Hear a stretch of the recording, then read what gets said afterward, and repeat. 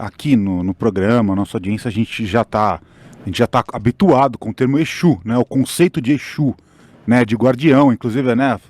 Pô, que o Exu te proteja, aquela coisa toda, tudo bem.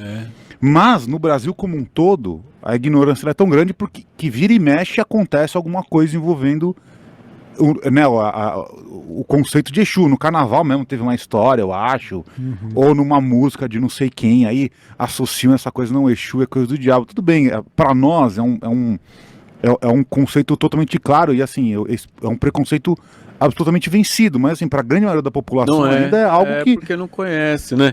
Eu escrevi um livro que se chama Exu Não é Diabo. Olha, e outra vez eu... É literalmente isso, né? Eu escrevi esse livro, Exu Não é Diabo. E eu começo o livro dizendo que as pessoas não sabem quem é Exu, mas elas também não sabem nem quem é o diabo, irmão. Elas não sabem nem quem elas são. Já começa aí. Perfeito. Não é verdade? É isso, Então é isso, né? É muito delicado, né? Quando a gente mexe nessa questão assim, uma questão religiosa, né? Filosófica, teológica, né? Você acha que essa associação foi uma coisa católica?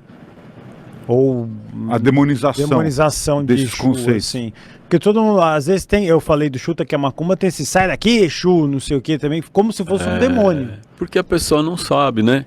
Se ela soubesse, ela pediria perdão a Exu, né? É isso. E a gente tem uma tradição judaico-cristã. Dentro da tradição judaico-cristã, você tem, por exemplo, o Antigo Testamento, ele começa com o Pentateuco. O Pentateuco ele é basicamente a Torá, né? Que são os 5 primeiros livros que fazem parte da cultura judaica, daquela tradição. Então, dentro da tradição judaica, se você lê o Antigo Testamento, você tem passagens que Deus diz que ele é um Deus ciumento, né? Que ele é um Deus que não aceita, que só ele é verdadeiro, os outros deuses não são. Então, por exemplo, quando fala de Moloque, o Moloque é o Deus dos outros. Então, o Deus dos outros não é Deus. E aí começa uma demonização do Deus dos outros, né? Baal é o Deus do inimigo. Porque Baal é o Deus de Baal-Bilônia, né? Dos babilônicos. E os babilônicos são inimigos, porque eles escravizaram o povo judeu. Então, o Deus do meu inimigo também é meu inimigo. Então, houve uma época em que, quando as nações entravam em guerra, eles acreditavam que os deuses também entravam em guerra. Então, quando a minha nação estava em guerra com a outra, o meu Deus também estava em guerra com aquele Deus, e só o meu Deus é Deus, porque o Deus do outro é meu inimigo, então o Deus do outro é demonizado. Então, isso é uma questão cultural muito antiga, e você consegue ver isso no Velho Testamento, né? Quando surge o cristianismo, na Idade Média, o cristianismo promove a Inquisição. O que é a Inquisição? Se você rezasse para outro Deus, você ia para a fogueira. Porque o outro Deus era considerado um diabo. E a igreja dizia assim, que fora da igreja não há salvação, que era a briga da igreja com Kardec, que Kardec diz, fora da caridade não há salvação. Mas ele ainda está querendo se salvar, né? Se ele diz fora da caridade não há salvação, porque ele continua querendo se salvar. Então, embora ele brigue com a igreja, a construção filosófica cristã dele vem daquela igreja. A igreja diz fora da igreja não há salvação. É como se Deus pudesse estar só dentro daquela igreja. Isso é uma ideia medieval, que acontece dentro do cristianismo, especificamente na igreja católica, que é a igreja que fez a Inquisição. Então isso não é uma novidade, isso é de conhecimento público, não é? Hoje a gente vê a reprodução dessa ideia, que para a Igreja Católica não existe mais, né? Em torno da década de 60, a Igreja Católica fez o Concílio Vaticano II.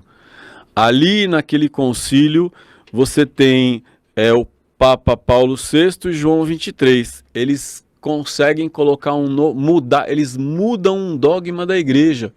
Eles dizem, Deus é maior que a igreja. Então nós vamos reconhecer que Deus também está nas outras religiões. É quando Roma abre a porta, né, para os seus parentes, os judeus, os ortodoxos, e a Igreja Católica cria algo chamado ecumenismo. Reconhecer que Deus está nas outras religiões.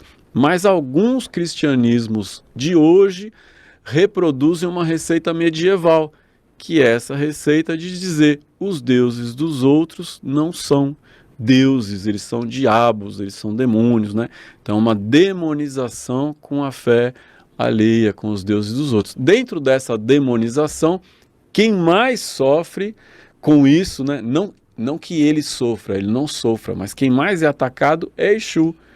Porque Exu, ele é um orixá muito humano, ele é um orixá muito feliz, ele é um orixá da fertilidade, ele é um orixá da virilidade também, dessa força viril, da reprodução, da fecundidade.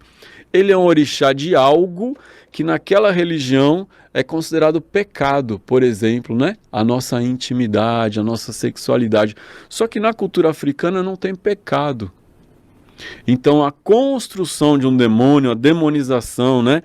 No livro de Pierre Verger, Orixás, que agora é publicado pela Fundação Pierre Verger, naquele livro, quando o Pierre Verger faz as suas pesquisas, ele começa a pegar relatos dos primeiros sacerdotes cristãos que foram para a África, e eles diziam que Exu é o Belfegor, que é um demônio, que ele é um príapo africano, e compara ele com os deuses de outras culturas que também estavam sendo demonizados, né? Mas não é apenas Exu que é demonizado. Hoje eu conversei com uma pessoa que em um ambiente de trabalho comentou que, nossa, estou rezando para Jesus, estou rezando para Iemanjá, e alguém comentou para Iemanjá não, que Iemanjá é um demônio. Então como é que pode alguém pensar isso sobre o Deus do outro, né? A divindade do outro? Porque toda religião é boa.